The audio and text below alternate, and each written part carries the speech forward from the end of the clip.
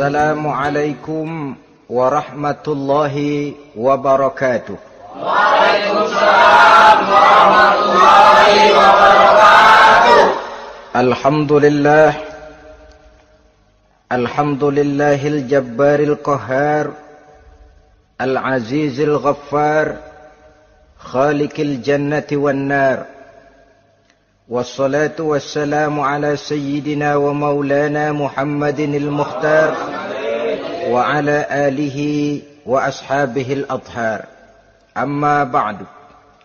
Saudara-saudara kaum muslimin rahimakumullah. Pada pertemuan kali ini kita akan membicarakan tentang neraka dan calon-calon penghuninya. Sesungguhnya kalau kita bicara tentang neraka, artinya kita bicara tentang akhirat. Dan kalau kita bicara tentang akhirat, kita bicara tentang alam gaib yang merupakan salah satu dari rukun iman yang 6, percaya kepada alam gaib. Kalau sudah bicara alam gaib, maka ini di luar batas kemampuan nilai-nilai ilmiah dan di luar batas kemampuan renungan filsafat. Ilmu pengetahuan akan buntu kalau sudah membicarakan alam gaib. Artinya, kehidupan di akhirat itu tidak bisa diteliti secara ilmiah. Filsafat pun akan ngambang kalau sudah membicarakan kehidupan di alam gaib. Karena itu kalau kita kembali kepada logika, jika kita ingin mengerti tentang caranya membuat bangku, kita pergi ke tukang bangku dan bertanya kepadanya. Kita ingin mengerti cara membuat mobil, kita pergi ke tukang mobil, ke bengkel mobil dan bertanya kepada ahlinya. Pun dalam urusan alam gaib, sudah sewajarnya kita kembali kepada penjelasan dari sang pencipta alam gaib, yakni Allah Subhanahu wa ta'ala. Dan melalui kitabullah Al-Quranul Karim, Allah telah menjelaskan masalah-masalah gaib berupa kehidupan di sorga dan neraka itu secara jelas dan pasti. Dengan kata lain, di dalam membicarakan tentang neraka ini, yang menjadi dasar daripada pemikiran kita adalah rasa iman kepada Allah Subhanahu wa ta'ala. Karena soal neraka tidak pernah bisa dibuktikan dengan ilmu pengetahuan. Tidak bisa diselidiki sebab orang yang sudah pulang ke sana pun tidak pernah kembali lagi kemari untuk kita tanya bagaimana hal ihwal keadaan di sana. Saudara-saudara kaum muslimin rahimakumullah. Neraka dalam istilah Quran selalu disebut dengan narun, yaitu suatu tempat di akhirat nanti yang wujudnya berupa api yang bergejolak, bernyala dengan teramat dahsyatnya, sehingga dapat mengelupaskan kepala setiap orang dan menjulang ke hati. Diriwayatkan oleh Imam Bukhari dan Muslim bahwa Rasulullah sallallahu alaihi wasallam pernah bersabda, Narukum hazihi allati tuqiduna juz'un min sab'ina jazaan min harri jahannam. Qalu wallahi in kanat lakafiyatun ya Rasulullah. Qala fa innaha fadulat bi 69 jazaa. Apimu yang kamu pakai di dunia ini, kata Nabi, untuk memasak, untuk menyalakan lampu, api yang kau pakai di dunia ini cuma satu bagian kecil dari 70 kali bagian panasnya neraka jahanam. Sahabat waktu itu terperanjat lalu berkata, Wallah, in kanat lakafiyatun ya Rasulullah. Ya Rasul, api di dunia ini saja sudah cukup untuk menghanguskan kami, untuk menghanguskan apa yang ada. Bersabda Rasulullah sallallahu alaihi wasallam, maka sesungguhnya api neraka itu dilebihkan panasnya dengan 69 kali daripada panasnya api di dunia ini. Jadi sepanas-panasnya api yang pernah kita rasakan di dunia ini, maka api di neraka nanti 69 kali lebih panas dari api yang kita rasakan paling panas di dunia. Hadis yang senada dengan penjelasan ini di samping Jawahirul Bukhari, kita bisa menemukannya dalam Mukhtasar Tazkiratul Qurtubi dan Mukhtasar Ibnu Abi Jamrah misalnya. Saudara-saudara kaum muslimin rahimakumullah. Sehingga boleh jadi seringan-ringan azab penduduk neraka di akhirat nanti, kata Nabi, seorang yang di telapak kakinya diletakkan kerikil neraka yang sangat kecil, lalu mendidih otaknya. Itu seringan-ringannya. Di tapak kakinya diletakkan kerikil neraka yang oleh karena panasnya lalu mendidih otaknya. Itu yang paling ringan. Nggak apa-apa. Cuma segitu aja. Di telapak kakinya ditaruh kerikil, otaknya lalu jadi mendidih karena menahan panas. Pantas kalau satu hari Luqmanul Hakim pernah memberikan nasihat kepada anaknya, kata beliau, "Anakku, kerjakanlah dosa seberapa kekuatanmu menanggung azab Allah. Dan laksanakan ibadah seberapa hajat dan keperluanmu kepada Allah. Berapa banyak hajatmu kepada Allah, begitulah kamu harus beribadah. Kalau kamu merasa tidak berhajat dan tidak perlu apa-apa kepada Allah, ya tidak usah ibadah." Logikanya kan begitu. Saudara-saudara, dalam hidup ini ada enggak yang enggak perlu kepada Allah? Ada enggak? Seluruh kita memerlukan Allah. Karena itu Luqman betul dengan bahasa diplomatis, "Anakku, kerjakan ibadah seberapa hajatmu kepada Allah. Makin banyak hajatmu kepada Allah, makin banyak hendaknya kamu melaksanakan ibadah. Tapi kalau kamu sudah merasa bisa hidup tanpa Allah, persilahkan kamu tidak usah ibadah." Sebaliknya, kerjakan dosa seberapa kekuatanmu menanggung azab siksaan Allah. Kalau merasa sudah belajar ilmu kebal, kira-kira di neraka nanti enggak apa-apa, persilahkan kerjakan dosa sebanyak-banyaknya. Tapi kalau masih berpikir, gua mah jangan dibakar di neraka, nginjak puntung rokok, gua lompat. Kalau masih berpikir ke situ, ya hati-hati, saudara-saudara. Nah, sebagaimana surga, neraka pun ada pintu-pintunya. Dan yang melalui pintu-pintu itu sesuai dengan dosa yang dia kerjakan pada waktu kehidupannya di dunia ini. Jadi setelah manusia diadili, mereka kumpul di padang mahsyar beramai-ramai.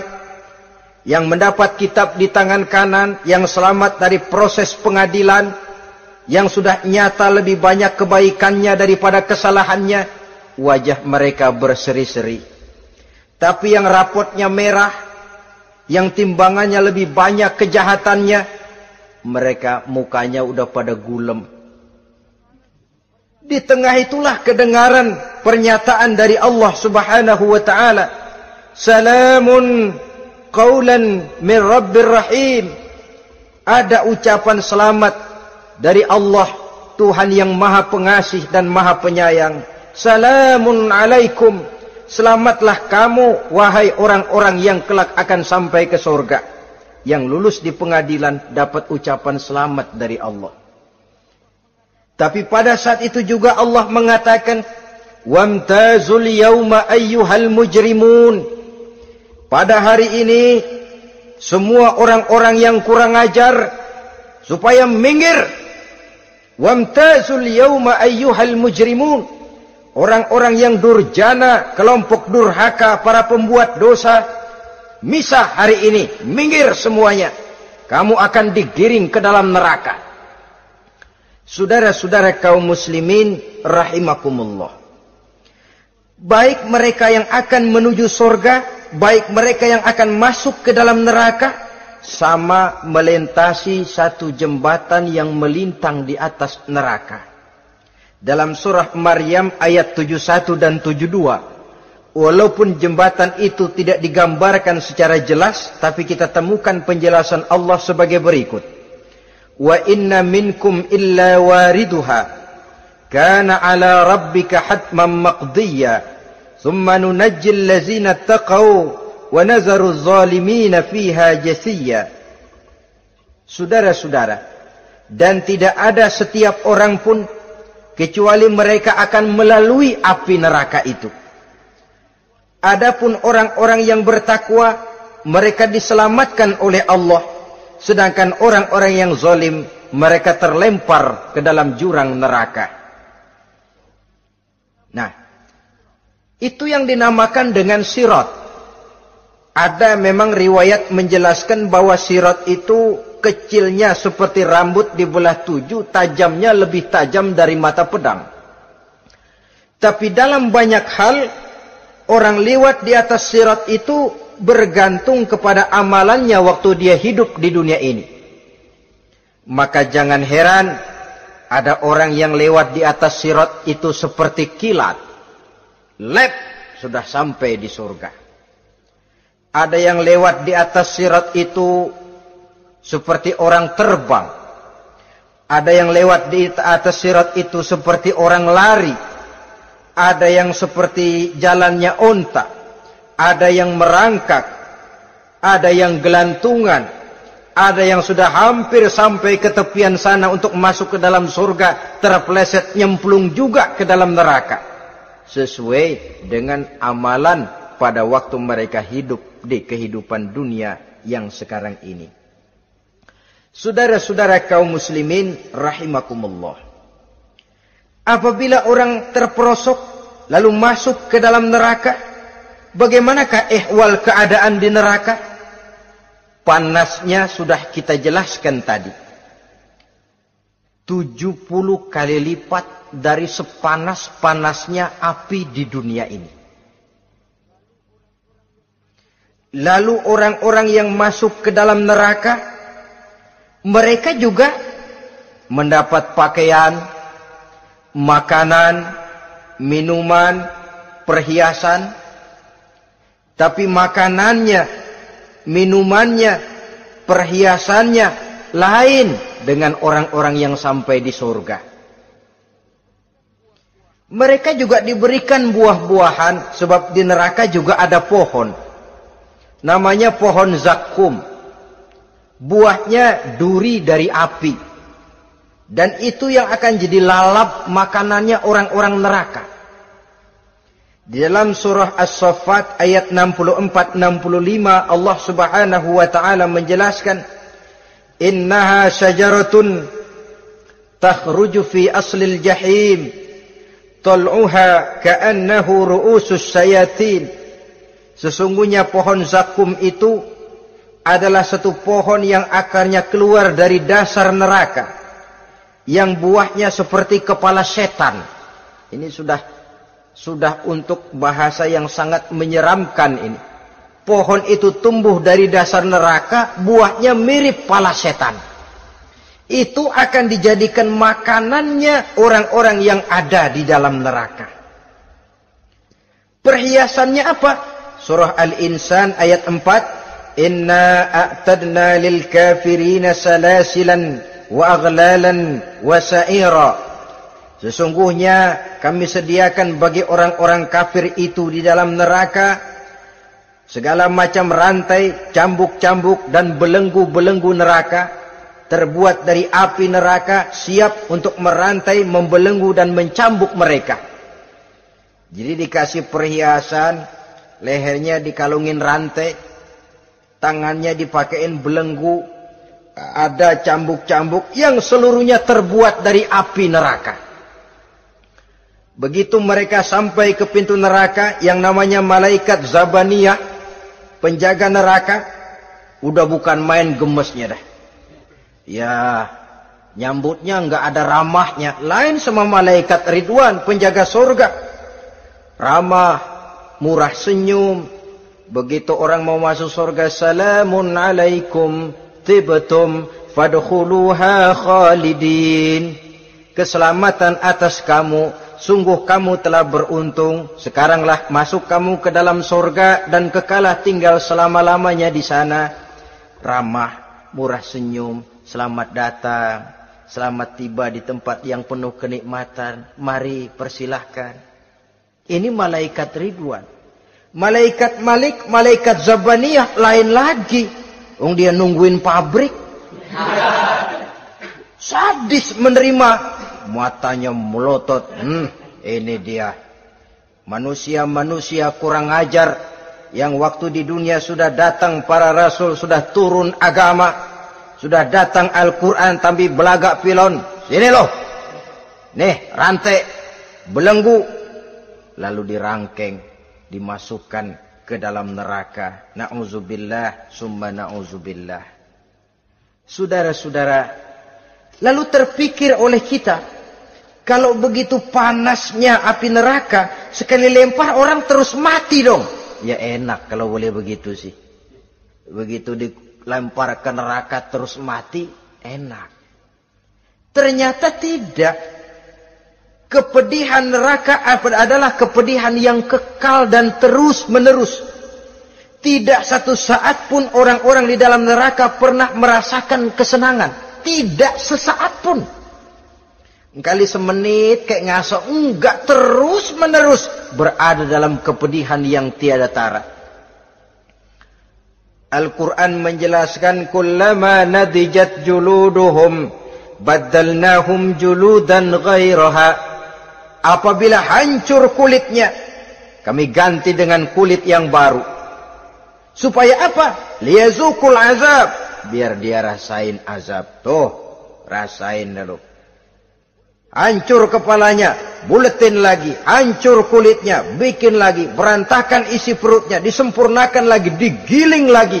Terus menerus begitu. Tidak sedetik pun penduduk neraka itu pernah mengalami istirahat. Barangkali pakai jam istirahat lumayan. Ini enggak ada. Ada bel, kleneng, istirahat, azab dicabut. Tidak. Terus menerus dan selalu begitu. Satu detik saja pun mereka tidak pernah istirahat dari siksaan dan azab yang mereka terima. Saudara-saudara kaum muslimin rahimakumullah. Lalu bagaimana keadaan mereka? Ada orang-orang di dalam neraka itu yang dikenakan pakaian dari api neraka. Luar biasa. Dikasih pakaian dinas dari api. Kemudian kepalanya dituangi air yang sedang mendidih. Yang dengan tuangan air itu dihancur luluhkan segala isi perutnya dan kulit-kulitnya. Setelah itu mereka dicambuk dengan cambuk-cambuk dari besi. Apabila mereka hendak keluar dari neraka, mereka dicampakkan kembali ke dalamnya. Dan dikatakan kepada mereka, rasakan siksaan yang membakar ini. Dalam surah Al-Hajj ayat 19 sampai 22, kita bisa simak firman Allah Subhanahu wa taala. Fallazina kafaru qutti'at lahum siyabun min nar yusabbu min fawqi ru'usihimul jahim yus'aru bihi ma fi butunihim wal julud walahum maqami'u min hadid kullama aradu an yakhruju minha min ghammin u'idu fiha wa zuqu 'azabal hariq. Na'udzubillah summa na'udzubillah. Diberikan pakaian dari api, melolong, menyayat dia, memilukan, merintih dan meraung-raung. Lalu kepalanya diguyuri dengan air yang sangat mendidih. Hancur luluh isi perutnya. Masih dicambuk lagi dengan cambuk-cambuk dari besi. Mereka merambat. Mereka meraung. Mereka hendak lari. Mereka ingin keluar dari neraka. Tapi tiap kali mereka merambat ingin keluar, ditarik lagi. Kalau ucara kita, ayo, mau kemana lo? Apa kata malaikat penjaga neraka? Zuku azabal harik. Rasa ini, makan pencarian lo waktu di dunia. Saudara-saudara, lalu ada pula siksaan penduduk neraka itu, di mana dahi, lambung dan punggung mereka dipanggang dengan api neraka. Allah Karim. Kita di dunia ini tertusuk paku saja waktu berjalan, sudah bukan main pedihnya. Tertusuk duri saja, sudah bukan main pedihnya. Ini punggungnya, lambungnya, macam disate, dipanggang dari api neraka.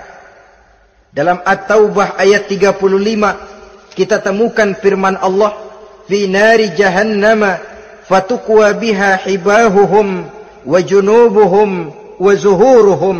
Na'udzubillah summa na'udzubillah.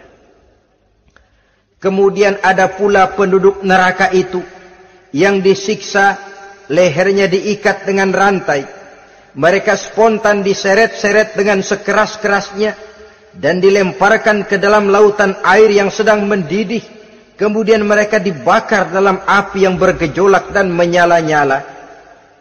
Pada surah Al-Mu'min ayat 71 dan 72, Allah Subhanahu wa taala menjelaskan, izil aghlalu fi a'nakihim wassalasil yushabuna fil hamim summa fin nari yusjarun.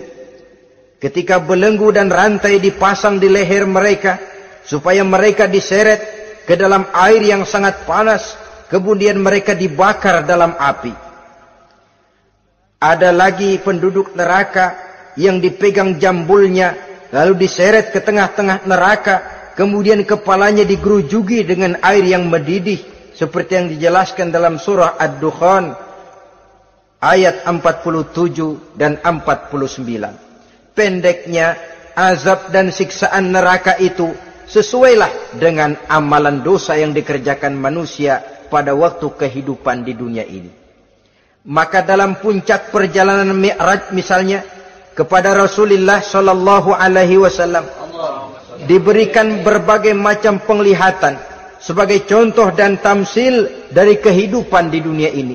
Sejak dari penglihatan di jalan sampai kepada penglihatan surga dengan segala kenikmatannya dan neraka dengan seluruh azabnya, seluruhnya merupakan contoh teladan. Misalnya dalam perjalanan ketika hendak Mi'raj itu, sebelum berangkat Rasul disodorkan 2 minuman. Segelas berisi arak, segelas lagi berisi susu. Kata malaikat Jibril, ambillah salah satu minuman itu ya Muhammad. Lalu Rasul dengan tidak ragu-ragu, mantap betul beliau mengambil gelas yang berisi susu, lalu beliau minum. Setelah beliau minum itu, malaikat Jibril berkata, "Shaddaqta ya Muhammad." Engkau telah benar Muhammad. Laqad asabtal haq, pilihanmu tepat. Kenapa ya Jibril? Untung susu yang kamu minum Muhammad.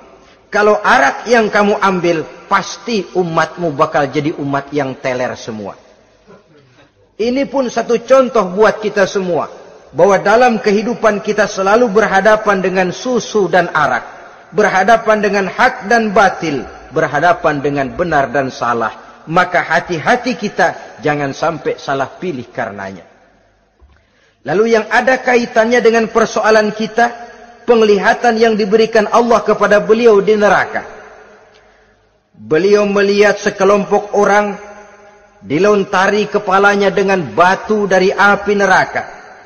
Tiap kali dilontari kepala itu hancur berkeping-keping, berantakan otaknya. Lalu dibulatkan kembali. Setelah kepala itu bulat kembali, disambitin lagi. Menjerit, meraung, merintih kesakitan. Hancur kepalanya, berantakan otaknya. Lalu dibulatkan lagi. Terus menerus begitu, tidak pernah berhenti. Sampai Rasul bertanya, "Ya Jibril, ini orang kenapa kepalanya dilontari dengan api neraka sampai hancur lalu dibulatkan kembali?" Kata malaikat Jibril, "Ya Muhammad, itulah contoh daripada umatmu yang berat untuk sujud kepada Allah Tuhannya. Itulah contoh dari umatmu yang waktu hidup di dunianya tidak pernah mendirikan solat sama sekali. Sombong yang paling sombong adalah sombong kepada Allah. Artinya tidak mau sujud kepada Sang Maha Penciptanya."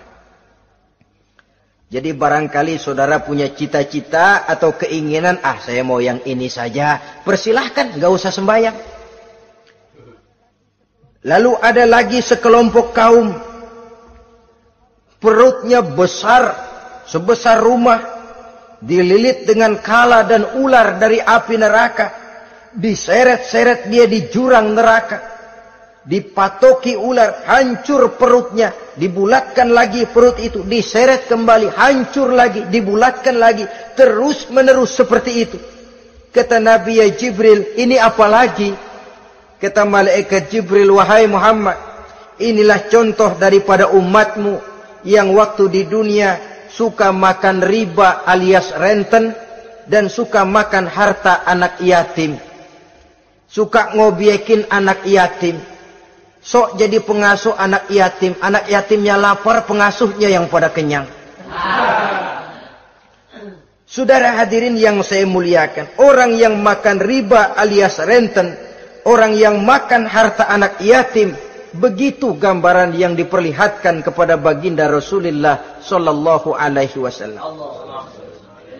Sebagian lagi ada penduduk neraka yang kukunya terbuat dari tembaga dari api neraka. Panjang sangat kukunya itu. Lalu mencakar-cakar mukanya sendiri. Hancur mukanya, berantakan, dicakari oleh kukunya itu. Lalu dibulatkan lagi. Dicakar lagi. Hancur lagi. Dibulatkan lagi. Pengangguran benar nih orang. Muka sendiri, dicakarin sendiri. Ya Jibril, ini tamsil apa Jibril? Ya Muhammad, itulah contoh dari umatmu yang pada waktu di dunianya enggak pernah rukun sama sesama saudaranya muslim. Suka nyari aib orang lain, suka ngejelekin orang lain, padahal orang lain itu saudaranya seakidah. Kan sama dengan nyakar muka sendiri namanya. Menepuk air di dulang, terpercik muka sendiri. Kejelekan saudaranya dikorek-korek, aib saudaranya diobral di pasar umum. Orang macam itu nanti tangannya akan tumbuh kuku panjang dari tembaga yang akan mencakar dan mengoyak-ngoyak mukanya sendiri. Itu kita bisa lihat nanti. Oh, ini yang waktu di dunia suka ngorek-ngorek kesalahan orang tuh lagi pada nyakarin mukanya. Oh, begitu. Saudara-saudara kaum muslimin rahimakumullah. Oleh karena itu Nabi ajarkan kita, tuba liman syaghalahu aibuhu an uyubin nas. Beruntung orang yang aib dan kekurangan pada dirinya menyebabkan dia sibuk sampai enggak sempat ngorek-ngorek aib dan kekurangan orang lain. Introspeksi. Beruntung orang yang celak dirinya menyebabkan dia sibuk dan tidak sempat ngorek-ngorek aib pada diri orang lain. Ada pula di antaranya dilihat oleh Rasul, di antara penduduk neraka itu orang yang lidahnya terjulur memanjang. Kemudian dipotong lidah itu dengan gunting dari api neraka. Menjerit dan memekik ia menahan sakit yang tiada tara. Sampai Rasul bertanya kepada malaikat Jibril, kalau ini tamsil apa lagi ya Jibril? Kata malaikat Jibril, wahai Muhammad, inilah contoh dari umatmu, orang-orang yang waktu di dunia tidak pandai menjaga lidahnya, suka menggunjing orang, suka memfitnah orang, suka ghibah dan namimah, suka ngomongin orang di belakang yang bersangkutan. Maka hari ini lidahnya menjulur menjadi panjang dan dipotong dengan gunting dari api neraka. Lalu Rasul juga melihat sekelompok orang perempuan tergantung rambutnya dari gantungan api neraka. Kemudian dipanggang dari duburnya sampai ke atas kepalanya dengan tombak dari api neraka, meraung dan merintih serta mengeluarkan nanah dari kemaluannya. Rasul bertanya, ini apa lagi ya Jibril? Kata malaikat Jibril, inilah perempuan yang waktu di dunia tidak pandai menjaga kehormatan dirinya, ahli zina dan tukang umbar. Saudara-saudara kaum muslimin rahimakumullah, Banyak lagi tamsil-tamsil yang dicontohkan dalam puncak perjalanan Mi'raj yang seluruhnya merupakan peringatan bagi kita umat Rasulullah sallallahu alaihi wasallam. Nah, kemudian sekarang marilah kita bicarakan neraka itu satu demi satu. Yang pertama, dan ini yang paling dikenal orang, neraka Jahannam atau naru Jahannam. Siapa yang dijelaskan Allah akan menjadi penghuni neraka Jahannam ini? Pertama dalam surah Al-Ankabut ayat 68. Wa man azlamu mimman iftara 'ala Allahi kadziban aw kadzdzaba bil haqqi lamma ja'ahu alaysa fi jahannam maswal lil kafirin.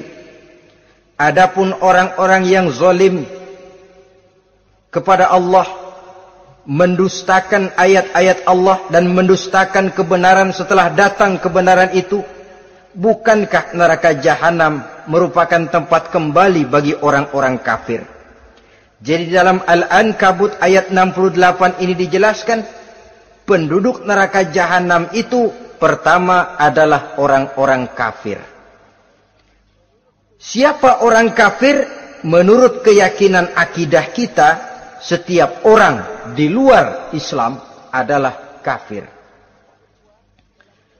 Kemudian yang kedua dalam surah Al-Hijr ayat 42 dan 43, penduduk neraka Jahannam itu, inna ibadi laisa laka alaihim sultanun illa man ittaba'aka minal ghawin wa inna jahannama la maw'iduhum ajma'in.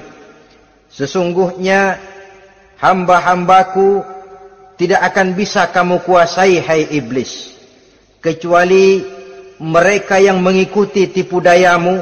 Sesungguhnya neraka Jahannamlah tempat mereka seluruhnya.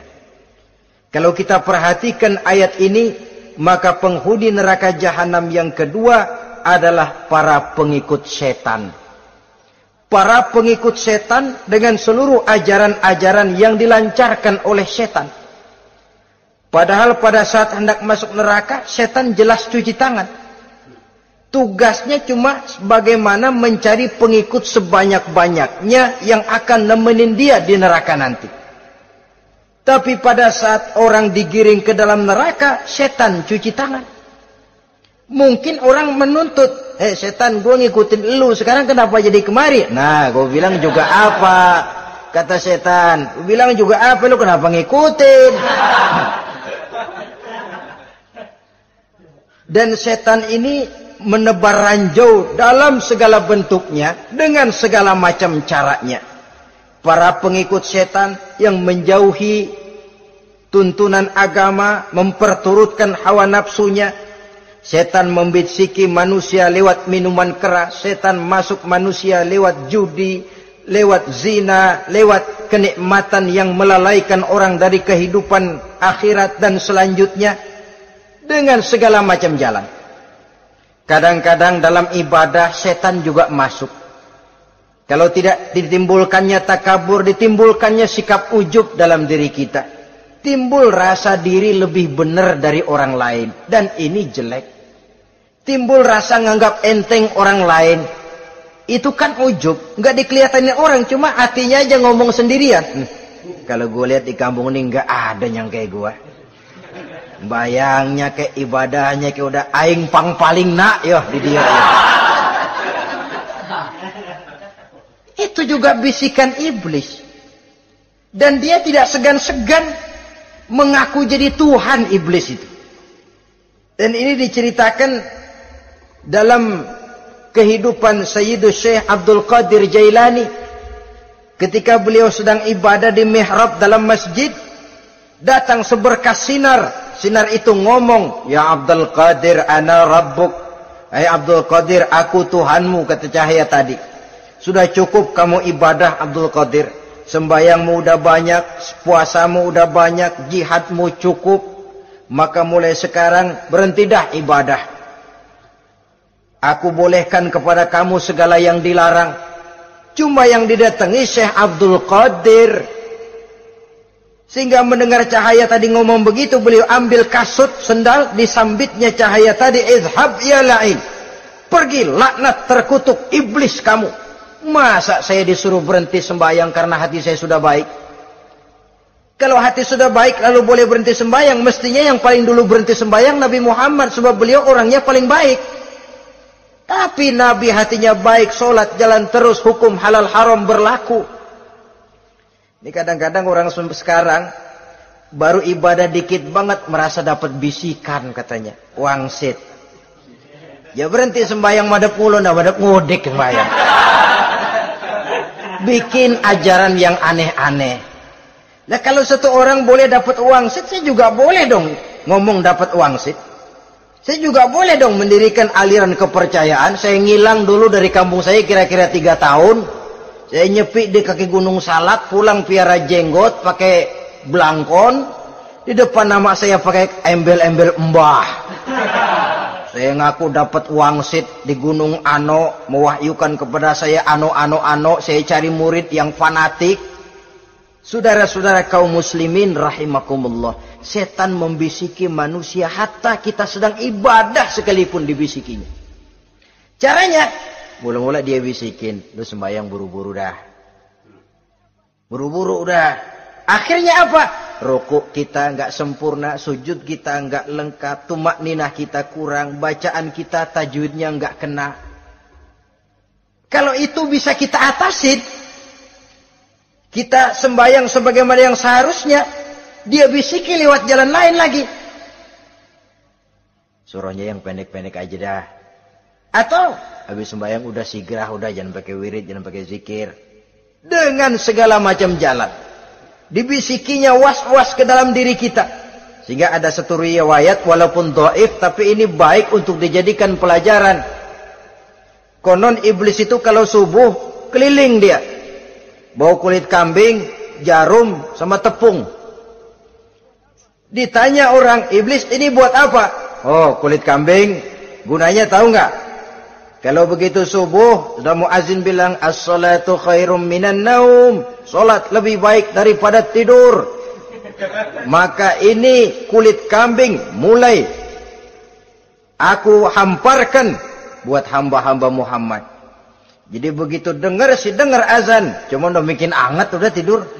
Kenapa? Kulit kambing belis masuk. Saudara-saudara, lalu kata orang tadi lagi, lah kalau tepung buat apa itu? Oh, tepung. Itu kalau umat Muhammad mau baca Quran, baca kitab, mutolaah, gua aurin tepung matanya. Biar dia sepet. Makanya kalau sudah ngaji, baca Quran, bawaannya udah ngantuk aja ngantuk. Oh begitu, iya. Nah kalau duri paku itu buat apa? Nah ini duri paku. Kalau umat Muhammad mau hadir di majelis taklim, mau pergi ngaji, mau duduk iktikaf di masjid, gua pasangin paku di pantatnya. Jadi kalau sudah duduk di masjid, kelasat, kleset. Hadir di majelis taklim, kelasat, kleset. Bawaannya mau udahan melulu. Itu duri-duri dan paku-paku yang memang ditebarkan oleh iblis. Saudara-saudara kaum muslimin rahimakumullah, jadi para pengikut setan dengan segala macam perangkapnya ini pun, ya perangkap setan itu ya dunia. Dunia itu ya isinya harta, tahta, wanita. Kan perangkap dunia itu. Harta, tahta, wanita, ini sering bikin orang buta. Perangkap dunia dan merupakan perangkap setan sekaligus. Nah, yang ketiga, penghuni neraka jahanam adalah para pembuat dosa, orang-orang yang durhaka. Dalam Toha ayat 74 Allah menjelaskan, innahu may ya'ti rabbahu mujriman fa inna lahu jahannam. Sesungguhnya orang-orang yang datang menghadap Allah dengan berlumuran dosa, maka sesungguhnya bagi mereka adalah neraka jahanam. Dan yang keempat, penghuni neraka jahanam orang yang kufur nikmat. Tidak cuma kufur iman, tapi kufur nikmat bisa menyebabkan orang masuk neraka jahanam. Belum pernah merasakan dalam hidupnya bahwa Allah memberikan nikmat kepadanya, bagaimanapun besar karunia dan nikmat itu. Dalam surah Ibrahim ayat 28-29 Allah menjelaskan, Alam tara ilal ladzina baddalu ni'matallahi kufran wa ahallu qaumahum darul bawar jahannama yaslaunaha wa bi'sal qarar. Tidaklah engkau perhatikan, tidaklah kau lihat orang-orang yang mengganti, menukar nikmat Tuhannya dengan kekufuran. Diberikan nikmat berupa Islam, digantinya dengan kekufuran. Dia tidak tahan kesengsaraan dunia lalu memilih kesengsaraan akhirat. Padahal kesengsaraan akhirat lebih abadi dari kesengsaraan dunia. Ada orang yang gak tahan miskin dunia, lalu menjatuhkan pilihan lebih memilih miskin akhirat. Ya Allah, keliru besar. Karena gak tahan hidup miskin di dunia, ada yang nawarin ngasih supermi 3 bungkus, iman telap. Ada yang ngasih beras, pindah agama. Ada yang bawain pakaian bekas, tukar akidah, pindah iman. Innalillah. Ditukar kemiskinan dunia dengan kemiskinan akhirat. Padahal kemiskinan dunia berapa tahun? Setahun umur manusia. Sepanjang-panjang umur orang sekarang kan. 100 tahun udah jarang umur orang sekarang. 70 aja udah cakep tuh. Sebenarnya kalau 70 tuh ada jatah lebih tuh, 7 tahun. Toh kalau ikut Nabi 63 tahun kan, Nabi wafat. Kalau kita sudah umur 70 tuh ada jatah ekstra 7 tahun. Oh ya, dimanfaatkan baik-baik mestinya. Taruhlah kemiskinan dunia, bagaimanapun melaratnya dunia, bagaimanapun sengsaranya dunia, cuma sebatas umur kita. Tapi kalau nikmat Islam ini harus kita tukar dengan yang lain. Baddalu ni'matallahi kufran. Menukar, mengganti nikmat yang diberikan Allah dengan kekufuran. Artinya kita menukar kemiskinan sementara dan kita memilih kesengsaraan dan kemiskinan abadi. Di akhirat kita miskin, di neraka kita miskin, miskin abadi. Di neraka kita sengsara, sengsara abadi. Saudara-saudara kaum muslimin rahimakumullah. Itu neraka jahanam. Yang kedua dinamakan neraka jahim. Siapa mereka ini para penghuninya? Siapa mereka ini para penghuninya? Pertama dalam surah At-Takatsur, yaitu orang-orang yang bermegah-megah dengan dunia, menumpuk-numpuk harta, lalu lupa dengan kesibukan harta itu, lupa kepada kehidupan yang akhirat nanti. Alhaakumut takatsur hatta zurtumul maqabir kalla sawfa ta'lamun thumma kalla sawfa ta'lamun kalla law ta'lamuna ilmal yaqin la tarawunnal jahim. Kamu telah lalai akibat apa? At-takatsur. Ini penyakit pertama yang menyebabkan orang sampai ke neraka jahim. Penyakit takatsur. Dan itu penyakit zaman sekarang. Berlomba-lomba dengan kemegahan materi. Berlomba-lomba dengan kemegahan dunia. Padahal kalau urusan itu kita berlomba, tidak akan pernah sampai finish. Percayalah itu. Tidak akan pernah finish. Sebab kemegahan dunia siklus, lingkaran setan. Kita anggap kalau punya duit 1 juta tenang. Punya 1 juta berubah pikiran. Lain lagi. Kita anggap kalau punya mobil enak. Sudah punya mobil, lain lagi problemnya. Kita anggap kalau rumah sudah gedung, enak hidup. Punya rumah gedung, lain lagi problemnya. Makanya pesan Nabi, kalau ingin hidup tenang, urusan dunia lihat ke bawah, urusan akhirat lihat ke atas. Sering dicontohkan kalau punya mobil, bilang alhamdulillah kita punya mobil, tangga kita cuma punya motor. Kata yang punya motor, syukur banget kita punya motor, tangga kita punya sepeda doang. Kemana-mana kekejek mulu. Dayung. Kata yang punya sepeda, alhamdulillah kita punya sepeda, tetangga kita cuma jalan kaki, kemana-mana ngetuk mulu. Kata yang jalan kaki, alhamdulillah masih bisa jalan, tangga kita sebelah lumpuh bertahun-tahun gak kemana-mana. Kata yang lumpuh, alhamdulillah masih hidup, tangga kita kemarin mati gak balik lagi. Itu dalam urusan dunia. Sehingga sifat takatsur ini hilang. Tapi urusan akhirat, lihat ke atas. Kalau dia begitu sibuknya bisa jaga sholat, kenapa saya tidak? Kalau dia hidupnya sederhana, rajin sedekah, kenapa saya yang lebih kok enggak sanggup? Kalau dia bisa baca Quran, kenapa saya enggak? Lalu timbul gairah ingin mencontoh. Mencontoh orang dalam urusan ibadah menimbulkan ketenangan jiwa. Dan itu ada garis finishnya. Tapi kalau yang lumpuh lihat yang bisa jalan lihat yang naik sepeda, yang sepeda punya lihat motor, sudah punya motor lihat mobil, lihat pesawat terbang, lihat kereta api. Kapanlah awak nih mau bersyukur? Yang ada kurang saja padahal nikmat itu tidak pernah berhenti. Bukan dilarang orang kaya, tetapi perlombaan memperkaya diri itu yang dilarang. Karena kalau sudah perlombaan namanya jor-joran sifatnya. Prinsipnya tujuan menghalalkan cara ini yang dijaga oleh agama. Saudara-saudara, selain penyakit takasur yang menyebabkan orang sampai ke neraka jahim, juga perbuatan durjana. Dalam Al-Infitor ayat 13-14, Innal abrara lafi na'im wa innal fujjara lafi jahim. Orang-orang yang berbakti, berbuat kebajikan, mereka akan mendapatkan neraka surga naim. Tetapi orang-orang yang fujar, durjana, kurang ajar, durhaka, lafi jahim, mereka akan mendapatkan neraka jahim. Lalu siapa lagi penghuni jahim itu? Orang-orang yang menentang dan menantang ayat-ayat Allah. Wallazina sa'au fi ayatina mu'ajizin ulaika ashabul jahim. Dan orang-orang yang berusaha menantang ayat-ayat Allah sehingga melemahkan orang-orang yang mau mengikuti rasul-rasul Allah. Menantang ayat Allah dan membuat lemah orang yang mengikuti rasul, melemahkan semangat orang yang mau mengikuti khitah dan perjalanan rasul. Lu membangun masjid, iya. Berabe, berat, jangan. Siano aja kapok. Majelis taklim, pahit.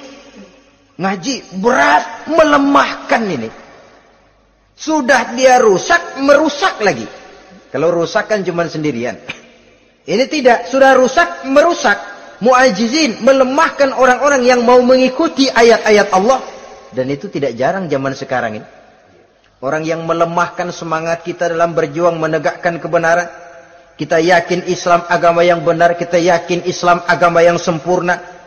Ada saja orang yang melemahkan semangat kita, yang berteori bahwa ada ayat-ayat Quran yang tidak relevan lagi dengan situasi dan kondisi. Yang berteori bahwa Nabi Muhammad cuma sebagai manusia biasa yang tidak terlepas kemungkinan dari salah.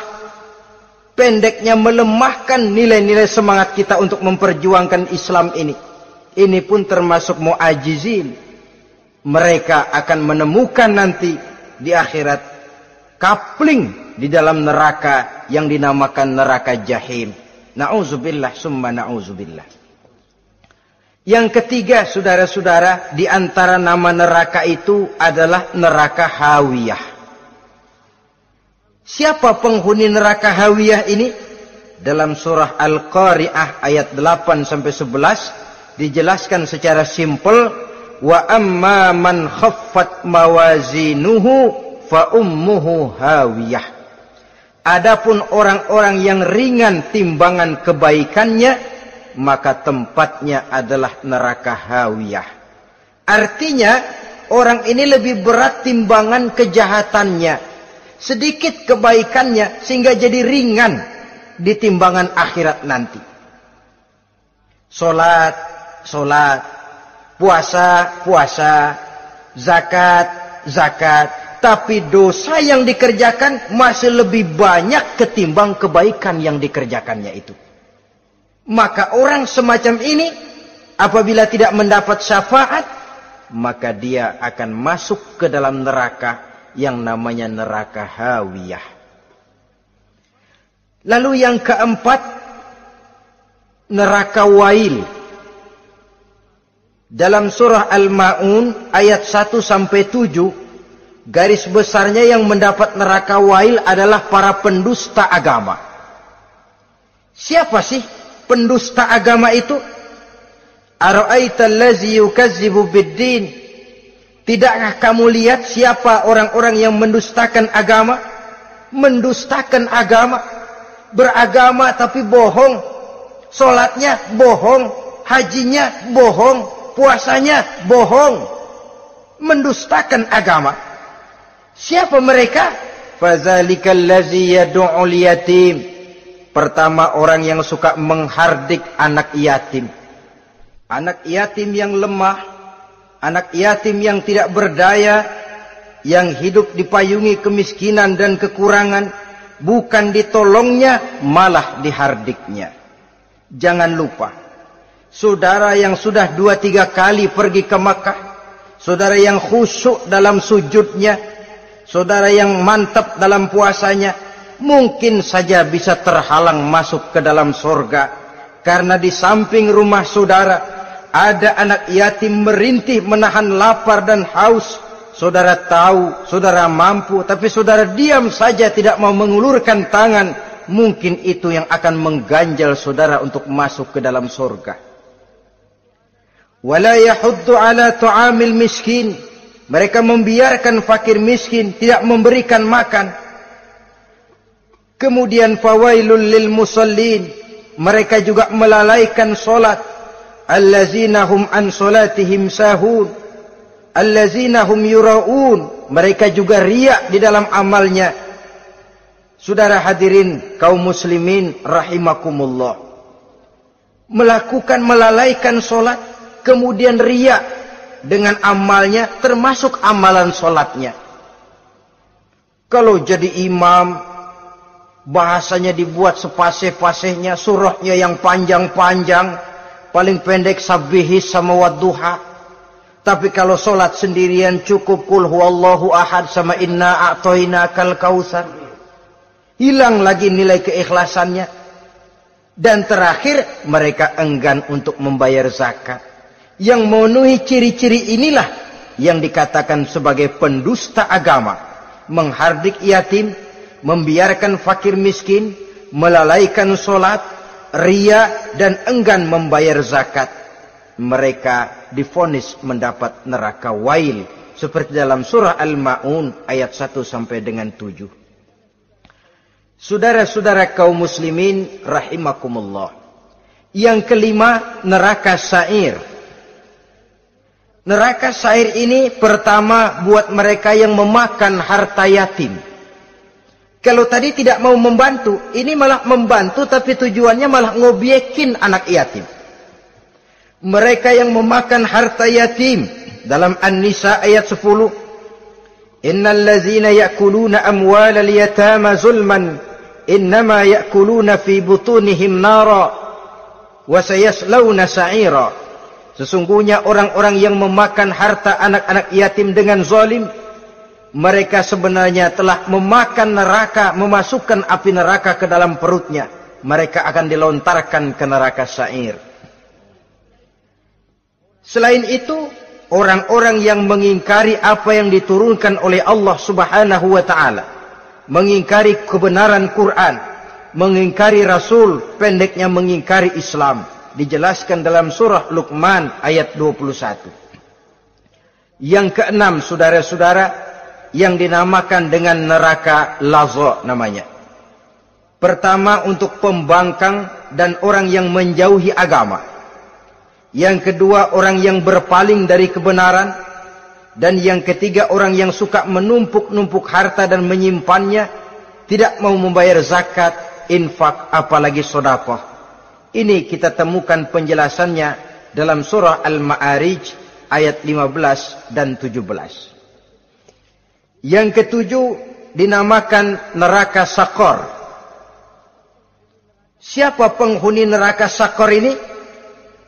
Pertama, orang yang tidak pernah sholat.